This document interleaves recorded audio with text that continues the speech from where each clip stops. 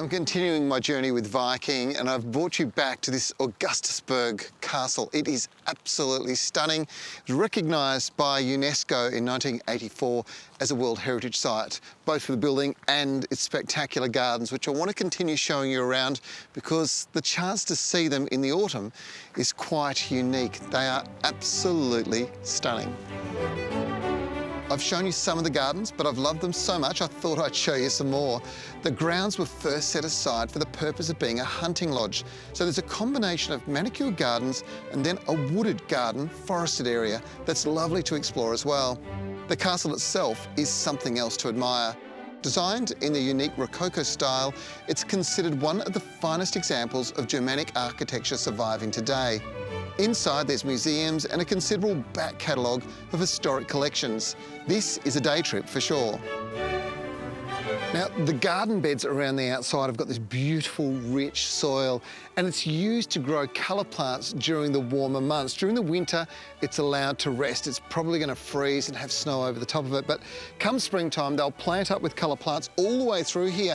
And what it does as part of the design is add depth and dimension. The colours will really lift the outside and show up the hedges on the inside. It's a very clever way of gardening.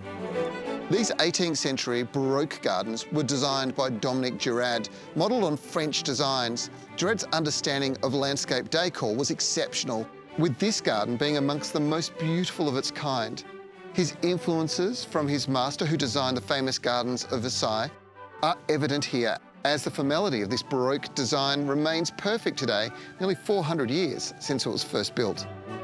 There are so many things you learn when you visit gardens like this. When they've got so much age in them, there's things that really become quite obvious about the world we live in and how it's changing.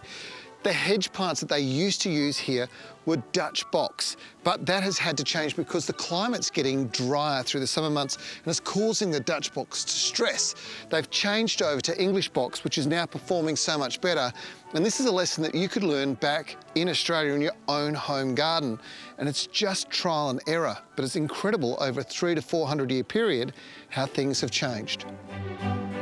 The Augustusburg Castle Garden is a truly outstanding example of European Baroque garden style, and I could spend days just exploring the grounds here.